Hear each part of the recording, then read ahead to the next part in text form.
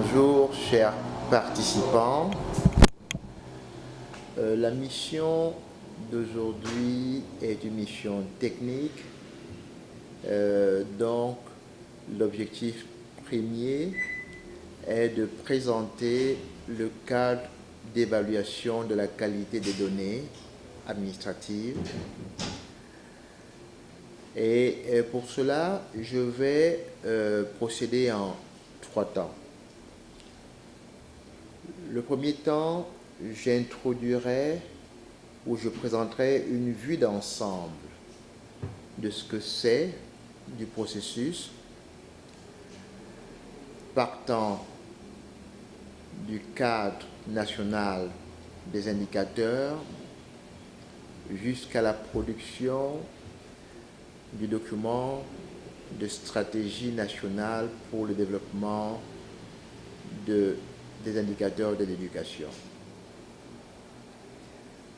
Le deuxième chapitre, je présenterai le cadre simplifié, donc la méthodologie.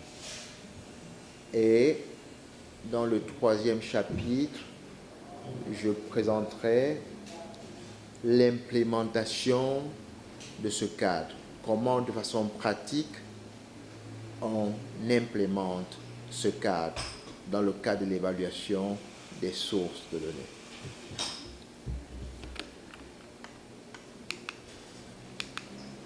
Bon, comme je disais, dans le premier temps, s'agissant de l'introduction du point de vue d'ensemble, il faudrait comprendre où se situe le cadre d'analyse de la qualité des données. Il faut bien comprendre que nous partons des documents sectoriels, des documents nationaux. Dans le cas de Haïti, il s'agira du plan décennal de l'éducation. De ce plan décennal, on formulera le cadre national des indicateurs. De ce cadre national des indicateurs qui va mettre en relief les indicateurs nécessaires justement pour le suivi et le pilotage du plan décennal. De ce cadre, disais-je, on va essayer de voir quelles sont actuellement les sources existantes, les sources nationales existantes qui nous procurent des informations utiles pour renseigner les indicateurs définis dans le cadre du pilotage du plan décennal.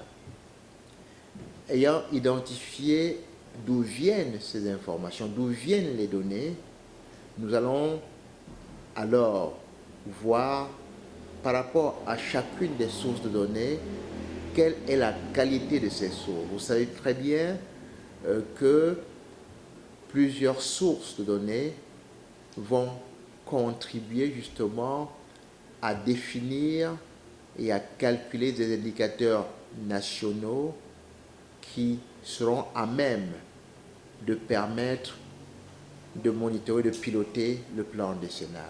Donc, la séance d'aujourd'hui va donc s'appesantir sur l'évaluation de chacune de ces sources qui ont été identifiées à partir de la formulation du cadre national des indicateurs, elle-même découlant du plan décennal. Quand nous aurons donc évalué la qualité de chacune de ces sources, nous allons à la fin développer ce qu'on appelle les plans pour améliorer justement les différentes sources de données. Donc, vous comprenez très bien où se situe donc cette problématique de qualité des sources. Je répète rapidement, ayant identifié du plan décennal haïtien le cadre national des indicateurs, nous avons identifié, après ce cadre national des indicateurs, nous avons identifié les sources actuelles de données existantes.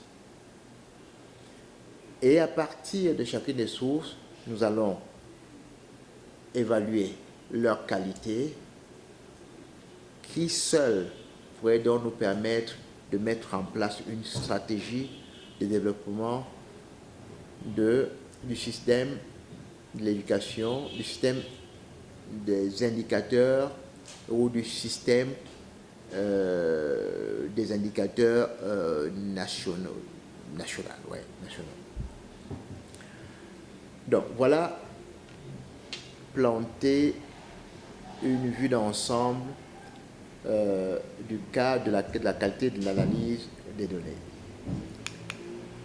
Maintenant, nous allons vous montrer ce que c'est que le cadre simplifié pour l'évaluation des données administratives. L'évaluation de la qualité des données sur l'éducation, en fait, est une évaluation approfondie de la chaîne de production nationale des données à l'échelle du secteur de l'éducation.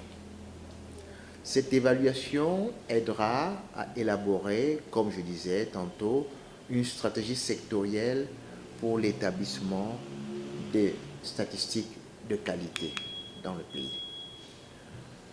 Le principal objectif sera d'étudier la chaîne de production des données et de fournir un diagnostic de l'état de la collecte, de l'état du traitement, de l'utilisation et de la diffusion des données sur l'éducation. Donc, on verra très bien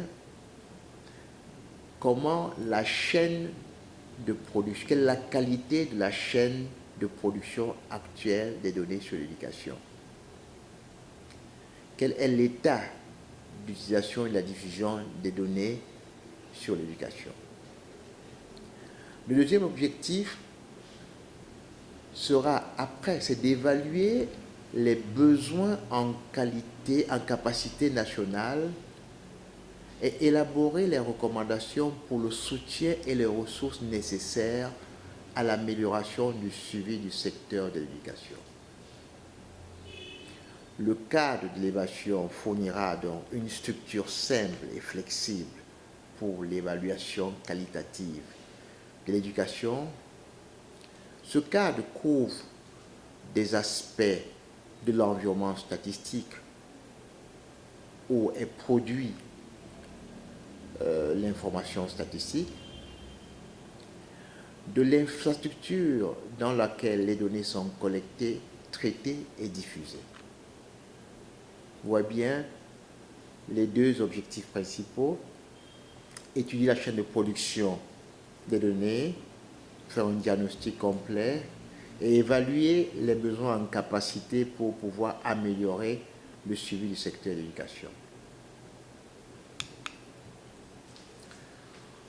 Ce cadre simplifié, en fait, est une structure, est structuré en code de pratique qui comprend une liste de principes et d'indicateurs.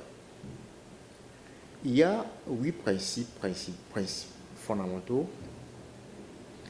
Il y a, de ces 8 principes, découleront 21 indicateurs. Et des 21 indicateurs, on aurait à répondre à 46 questionnements. C'est-à-dire que pour un principe de bonne conduite, on verra comment est-ce qu'on mesure chacun des principes à travers une liste d'indicateurs. Ces indicateurs seront renseignés à partir des informations que l'on aura collectées sur les 46 objets. Mais ceci sera visible quand on va aborder la matrice de ce cadre-là. Et comme je disais tantôt, ce cadre couvre l'environnement institutionnel, le processus statistique et les résultats. On verra donc Quels sont les principes? Quels sont les indicateurs liés aux principes? Quels sont les objets liés aux indicateurs? Et comment, à la fin, on quantifie justement chacun de ces objets. Donc, ce tableau que je présente vous montre trois grandes composantes ou pôles qui décrivent justement ce cadre d'évaluation de la qualité de données. La première composante, ce qu'on appellera l'environnement institutionnel. La deuxième composante, ce sont les procédures statistiques. Et la troisième composante, ce sont les résultats statistiques. Dans le premier pôle, qui est l'environnement institutionnel, nous aurons donc trois principes. Le principe 1, c'est le cadre politique. Le deuxième principe, c'est l'adéquation des ressources. Le troisième principe, c'est la pertinence de l'information. Dans le pôle 2, nous aurons le pôle 2 qui est un pôle de procédure statistique, nous aurons deux principes. Le principe de la solidité méthodologique et le principe de la précision et fiabilité. Dans la troisième composante, nous avons les résultats statistiques, les outputs qui sortent de ce système. Il y aurait donc pour cette composante trois principes. La périodicité et l'actualité de l'information, la cohérence et l'accessibilité et la clarté des données. Vous voyez bien que nous avons 8 codes de pratique associés aux trois composantes. La première composante, l'environnement institutionnel, comportant trois principes: cadre politique et juridique, adéquation des ressources, pertinence. La deuxième composante étant les procédures statistiques, ayant deux principes: solidité méthodologique et précision et fiabilité. La troisième composante sont les résultats statistiques qui comportent trois principes: périodicité et actualité, cohérence, accessibilité et clarté. Donc, nous avons donc ces 8 principes. Et comme je le montrais tantôt, à chacun de ces principes seront associés des indicateurs qui vont donc permettre de savoir si ces principes sont, si ces principes sont mis en place, sont respectés, ou s'ils ne sont pas respectés. Donc c'est à partir des indicateurs que nous aurons des renseignements par rapport à la mise en pratique de ces principes. Donc, je parlais donc des trois pôles: l'environnement institutionnel, le processus statistique et le résultat statistique de l'éducation. J'ai parlé de ça sans vous donner des explications maintenant. Qu'est-ce que c'est que l'environnement institutionnel? Quel est son impact sur le système, sur le cadre global? Les facteurs institutionnels et organisationnels, en fait, comme vous pouvez le constater, ou vous le savez certainement, ont une influence significative sur l'efficacité et la crédibilité des ministères de l'éducation qui élaborent, produisent et diffusent les statistiques. Ça, vous le savez. Pour avoir en fait une structure qui a la crédibilité, qui a la crédibilité dans la production des données, il faudrait que l'environnement institutionnel soit favorable. Donc, qu'est-ce qui caractérise l'environnement institutionnel? Il y a trois aspects. Tout à l'heure, ces aspects étaient liés à ce que j'appelais les principes. Il y a l'aspect politique et cadre juridique, qui est le principe 1 que nous avons vu. Il y a l'aspect adéquation des ressources mises en œuvre, qui constitue le principe 2. Il y a l'aspect pertinence de l'information que l'on collecte. Parce qu'en fait, la pertinence, il faut comprendre par là, pertinence à une politique. Est-ce que l'information ou l'indicateur que l'on a est pertinent par rapport à l'objectif que nous sommes en train de vouloir atteindre? Donc c'est ça l'environnement institutionnel. Vous comprenez très bien quelle est donc l'importance d'avoir un environnement institutionnel favorable pour produire des bonnes statistiques. J'espère que vous comprenez très bien ce que c'est et l'importance de cette composante. Si nous passons à la deuxième composante, en fait, qui a trait au processus statistique, il s'agit tout simplement des normes, des directives et bonnes pratiques internationales. Est-ce que ces normes, ces directives sont respectées dans le processus utilisé par le ministère pour organiser, traiter, diffuser les statistiques officielles?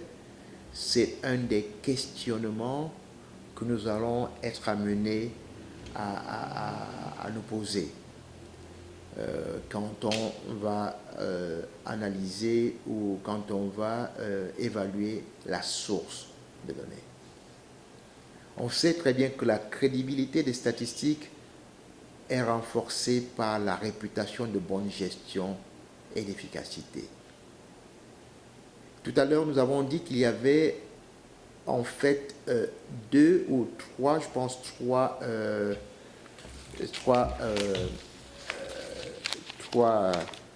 critères ou trois principes qui caractérisaient justement ce processus statistique. Le premier principe, c'est la solidité méthodologique. Le deuxième, c'est la précision et la fiabilité. En d'autres termes, pour cette composante, il faudrait que les principes de solidité méthodologique et de précision et fiabilité des données soient respectés. Maintenant, le troisième pôle ou la troisième composante que nous avons appelée les résultats statistiques de l'éducation. Les statistiques disponibles doivent répondre aux besoins des utilisateurs. Les statistiques d'éducation doivent être conformes aux normes de qualité internationale et répondre également aux besoins des institutions internationales, des gouvernements, des institutions de recherche, des entreprises, du grand public. Alors, comment est-ce qu'on pourra caractériser la qualité de ces statistiques? On dira les questions de qualité pour cette composante concerneront principalement la périodicité et l'actualité, la cohérence et l'accessibilité et clarté des informations.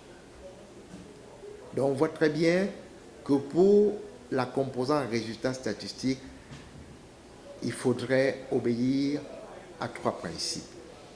La périodicité, l'actualité, la cohérence et l'accessibilité et la clarté.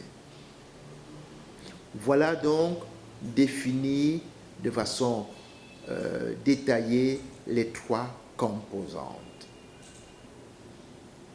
Et aussi les différents principes associés à chacune des composantes. Je répète, pour la première composante, l'environnement institutionnel, on a trois principes associés: la politique et le cadre juridique, l'adéquation des ressources et la pertinence. Dans la composante 2, liée au processus statistique, nous avons deux principes. la solidité méthodologique, la précision et fiabilité. Dans la troisième composante, aux résultats statistiques, nous avons quatre principes même, je dirais. La périodicité et l'actualité, trois principes. La cohérence, l'accessibilité et la clarté. On a défini donc les trois composantes, les 8 principes, et maintenant on va voir les indicateurs qui dérivent, qui découlent de ces principes. Si on prend le principe 1, qui est le cadre politique et juridique,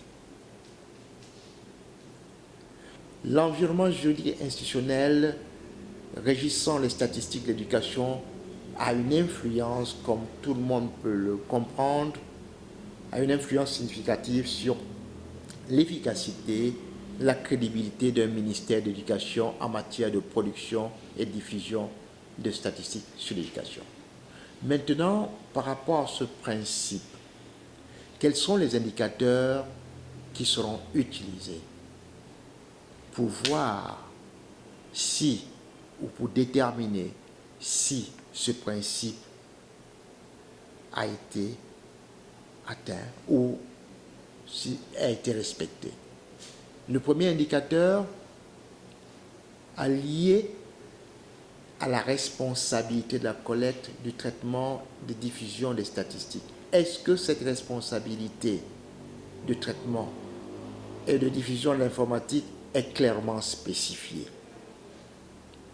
C'est une question qu'il faut poser et qui va renseigner le cadre politique et juridique. C'est le premier indicateur.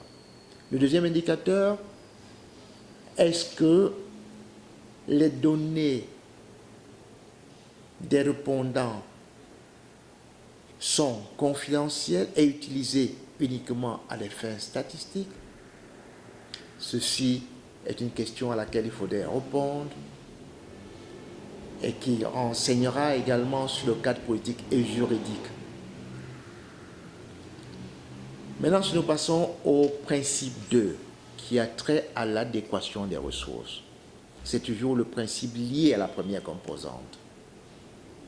La première composante qui était la composante institutionnelle. Est-ce que le ministère de l'Éducation veille à ce que les ressources correspondent aux programmes statistiques, au personnel, aux installations, au matériel, à la technologie, à la formation et au financement de leur système d'information et de gestion de l'éducation? Autrement dit, est-ce que les ressources en place permettent au ministère de l'Éducation d'atteindre ses objectifs en termes d'information statistique? Ce principe, il va être renseigné à travers 3 types d'indicateurs. Le premier, c'est un indicateur lié aux ressources humaines. Est-ce que le personnel et ses qualifications sont à la mesure des programmes statistiques et des politiques de rétention? Est-ce que les politiques de rétention sont mises en place par le ministère pour éviter justement que les ressources s'envolent, les ressources humaines s'envolent ou partent ailleurs? Parce que ça c'est important et c'est très fréquent dans les ministères. Est-ce qu'il y a donc des politiques mises en place par le ministère pour retenir justement les staffs ou le personnel qualifié pour justement dans ce domaine statistique? Donc vous comprenez très bien que si le ministère ne met pas en place des ressources adéquates en termes de ressources humaines, alors il y a fort à parier que le personnel, le système va manquer de personnel qualifié pour pouvoir justement fournir des informations fiables, de qualité.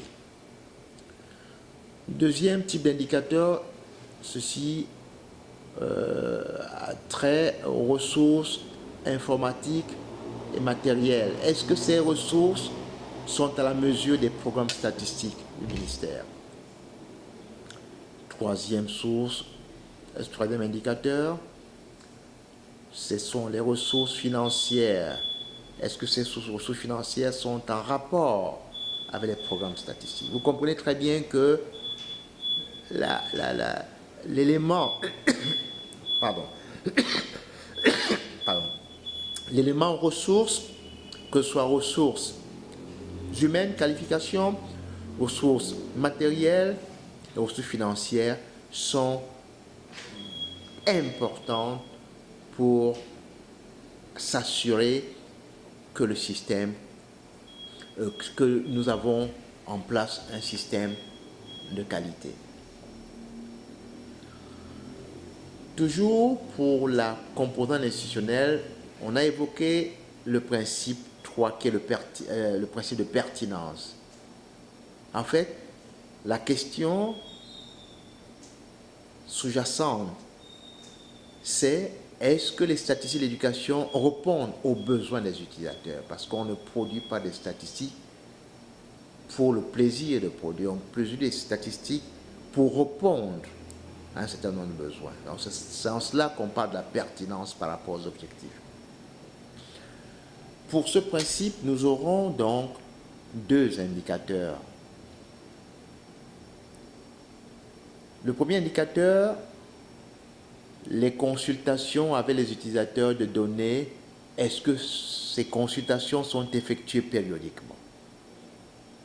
Vous voyez bien que le fait de consulter périodiquement les utilisateurs de données va nous renseigner justement sur la réponse que les statistiques que nous collectons apportent aux besoins des utilisateurs. Est-ce que les besoins des utilisateurs sont intégrés dans le processus? Donc, la pertinence va être là pour nous donner justement cette idée de ce que les statistiques que le ministère collecte servent à quelque chose, servent ou répondent aux besoins des utilisateurs. Le deuxième indicateur, c'est quoi? C'est est-ce que les utilisateurs sont satisfaits de ce que le ministère produit? Et pour ce faire, il est important de mesurer la satisfaction des utilisateurs. Donc, pour faire un suivi régulier et systématique. Suivi auprès des utilisateurs pour mesurer s'ils sont, oui ou non, satisfaits de ce qui est produit. Vous comprenez donc très bien que dans le cadre de la première composante et des trois principes liés, qui sont le cadre politique et juridique, l'adéquation des ressources et la pertinence, il y a des indicateurs qui vont nous permettre de voir, d'analyser et de voir si effectivement ces principes sont respectés. S'ils sont respectés, tant mieux. Ça veut dire que le système, la probabilité que le système nous produise des données de qualité est bonne ou est grande. Mais si ces principes ne sont pas respectés ou atteints, alors ceci va nous indiquer qu'il y a quelque chose qu'il faudrait améliorer, qu'il faudrait apporter au système pour s'assurer de la qualité de ce système. Deux, nous avons parlé de deux principes. Principe de la méthodologie solide, solidité méthodologique, le principe de la précision et fiabilité. Nous avons là également des indicateurs qui vont nous renseigner sur le niveau,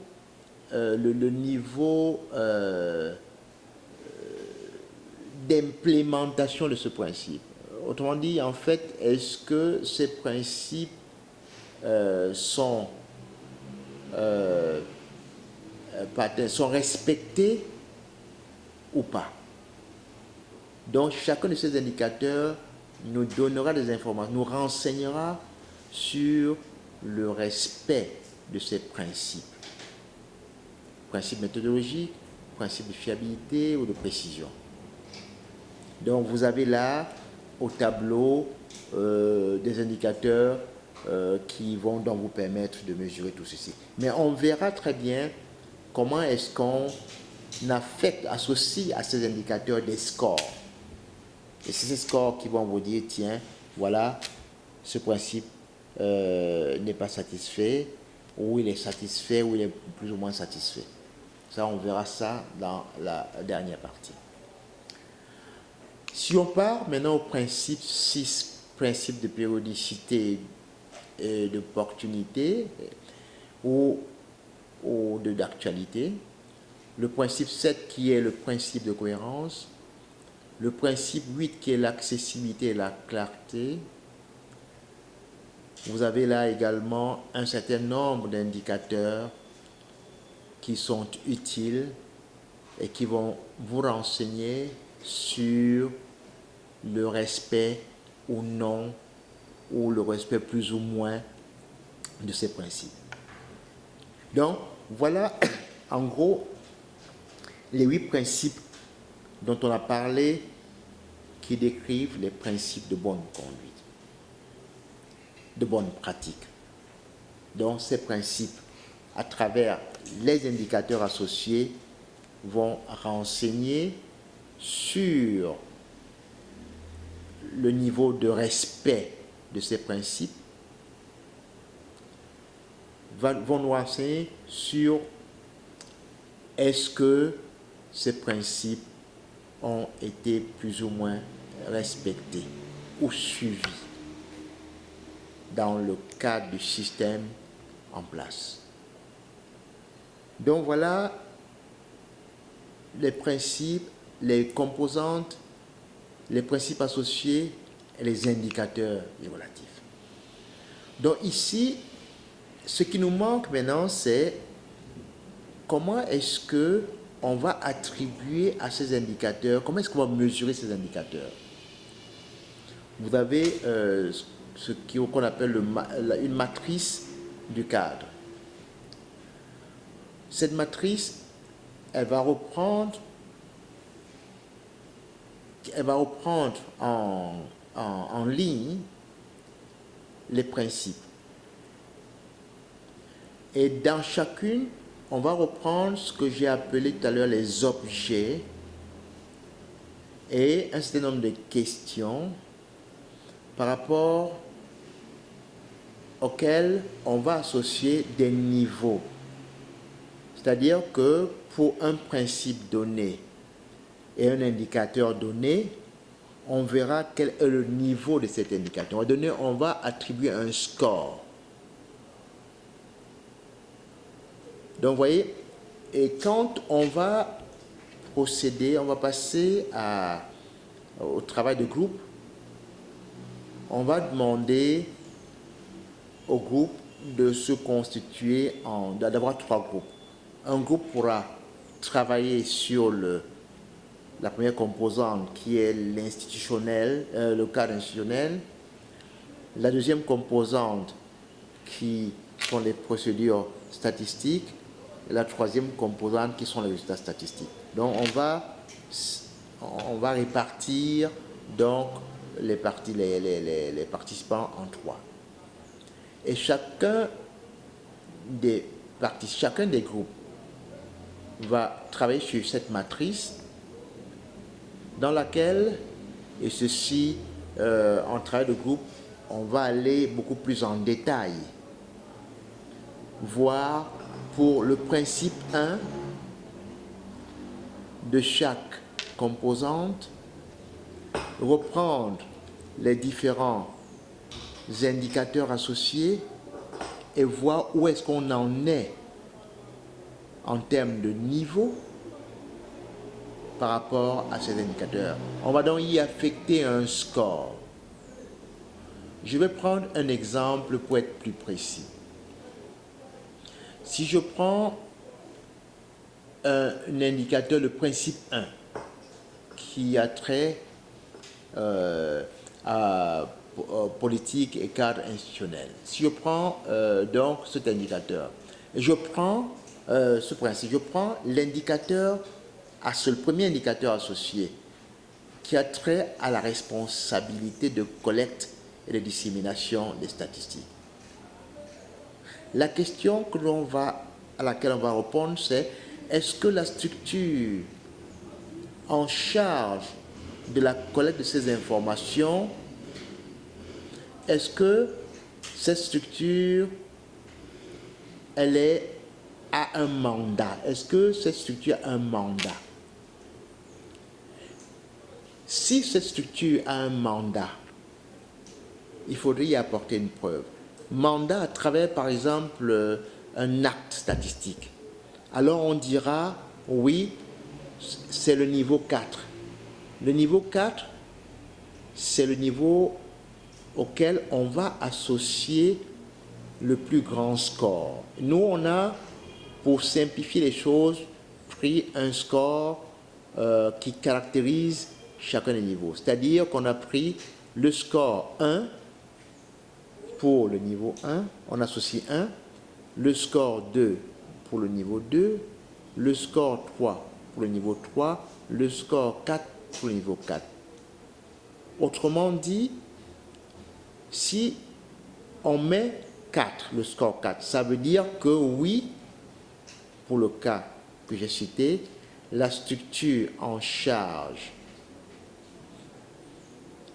de la source a un mandat précis, parce qu'il existe un acte réglementaire qui est implémenté. Si cet acte est implémenté, si cet acte existe et est implémenté, on dira, on affectera à ce score, on affectera le score 4. Mais on peut avoir des actes qui existent mais qui ne sont pas implémentés. À ces actes, le score associé sera plutôt 3 au lieu de 4. Et on peut avoir aussi un acte ou un règlement qui n'est pas vraiment implémenté, qui est implémenté mais de façon ad hoc.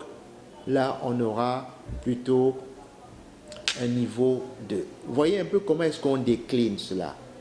C'est-à-dire que par rapport au type de réponse, on sont repris dans le tableau, on associera un score. Évidemment, quand on dit qu'un acte existe, il faudrait évidemment mettre dans la colonne les évidences qui le prouvent. Ça, il y a une colonne qui est indiquée pour renseigner, pour mettre en évidence ce que l'on affirme. Donc, tout le long de ce tableau, cette matrice, on va codifier tous les indicateurs en termes de niveau.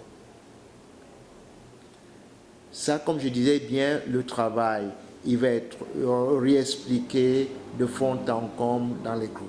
Le premier groupe traitera des aspects institutionnels et des indicateurs liés, des principes des indicateurs liés. Le deuxième groupe, de tout ce qui est procédure statistique, des aspects, des principes et des indicateurs liés. Et le troisième groupe traitera des résultats statistiques, des principes associés et des indicateurs liés. Et à la fin, on aura donc des scores qui vont nous renseigner sur le niveau le niveau d'atteinte, ou je dirais bien le niveau de respect de chacun de ces principes.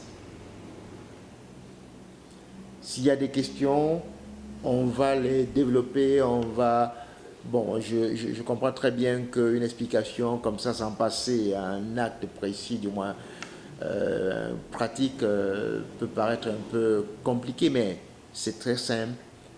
On prendra un tableau avec les composantes, les principes et les indicateurs, et on verra comment est-ce qu'on score, comment est-ce qu'on mesure ces différents indicateurs. On a pris les niveaux, niveau 1, 2, 3, 4, qui donnent un peu, qui va faciliter justement le remplissage de la colonne score, ou la colonne résultat. Bon, dès qu'on a fait ceci, on aura donc une matrice avec tous les principes,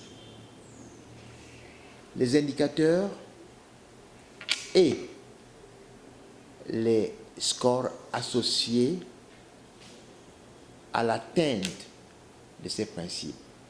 Les scores associés, les scores qui vont nous montrer comment est-ce que ces principes ont été respectés. D'accord. Bon. Pour terminer, il y a un troisième chapitre. Le troisième chapitre, en fait, va simplement nous donner le processus, comment de façon pratique on va opérer. Parce qu'il s'agit ici, il faut le comprendre, pas simplement de faire un travail théorique, mais de transformer ce travail théorique, ce cas théorique, méthodologique, en une application, son implémentation.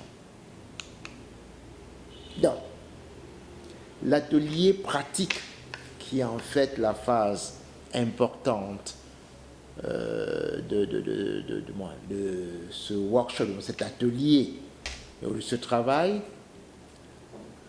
va consister donc pour chacune des sources identifiées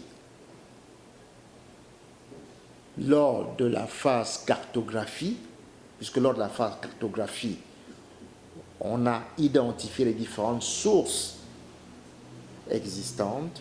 Pour chacune de ces sources, on va évaluer la qualité de cette source. Pour l'évaluation de la qualité de cette source, je vous ai dit très rapidement que pour répondre aux questions sur les indicateurs, il va falloir quand même qu'on essaie d'apporter des éléments de preuve. Donc, ces éléments de preuve, on va les collecter, les éléments d'évidence, ça peut être les analyses politiques, les analyses des politiques existantes, les documentations techniques, des publications nationales. On va les collecter et on va discuter, puisqu'on est en discuter en groupe. On va peut-être rencontrer des personnes, en fait, ou interviewer des personnes qui travaillent dans le département concerné pour être sûr que les scores ou l'appréciation qu'on fait et les scores qu'on attribue à chacune des items est un score qui a été bien pensé. N'est pas un score qui sort de nulle part, mais un score qui peut être retracé parce qu'il y a des documents qui existent et qui peuvent l'attester. Donc dès qu'on aura fait ça, on aura discuté, on va donc compléter cette matrice. Et quand on a complété la matrice, alors on va commencer la phase de rédaction de l'évaluation. Cette phase sera bien entendu conduite en étroite collaboration avec l'Institut statistique. Et nous pensons que, idéalement, 3 semaines après, on peut produire un premier draft. Cette production de draft sera en fait sous l'appui, avec l'appui, je dirais l'appui fort du consultant. Donc, voilà un peu ce qui va se passer. Mais maintenant, pour essayer également de produire un rapport et pour faciliter les choses, je vais présenter un sommaire rapide de ce que le rapport devait contenir. Mais ça, on peut en discuter en long. Ceci est simplement indicatif. On aura une partie introductive, bien entendu.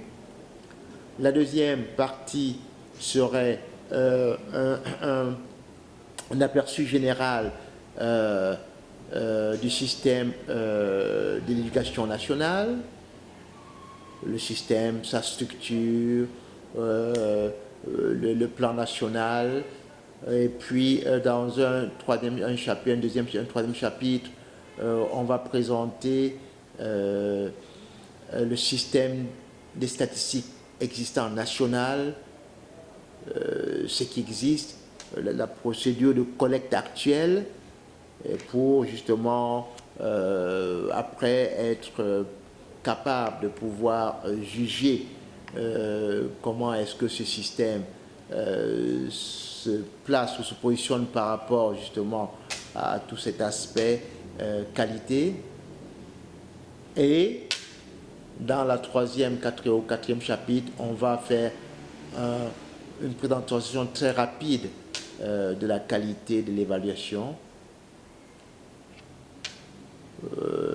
On va décrire, parce qu'en fait, comme c'est un travail qui est un travail national, on a mis en place une équipe nationale, il faudrait dire quelques mots sur l'équipe nationale, comme pour attribuer les scores, il va falloir reposer ces affirmations sur un certain nombre d'évidences. Donc, il y aura cette partie d'évidence et après, on va présenter les résultats justement qui ressortent justement de cette matrice. Et quand on a les résultats, dans la sixième partie, on va donc faire des recommandations, parce que ceci, en fonction des scores, on verra si les principes ont été atteints, oui ou non, ou plus ou moins. On aura donc un portrait justement du système à travers les principes, et ces recommandations pourront être organisées en 3 pôles: le pôle institutionnel, le pôle de procédures statistiques et le pôle des résultats statistiques. Enfin, on va terminer par une conclusion. Et bien entendu, on mettra des annexes. Ceci est un exemple de structuration du rapport qui va découler de la qualité, de l'évaluation de la qualité des données. Encore une fois, ce travail est un travail d'équipe qui doit se faire avec l'implication de l'équipe nationale et l'appui fort du consultant, avec en backstopping justement l'institut qui sera là pour donner des commentaires, des ajouts techniques, et qui en fin de compte va valider le rapport. Voilà grosso modo ce que je tenais à vous présenter avant que nous ne passions à la phase pratique, c'est le travail de groupe, qui lui va permettre d'aller dans le détail et de répondre aux questions. Merci. Si vous avez des questions, n'hésitez pas, je suis là et le consultant pourra également intervenir. Je vous remercie. Au revoir.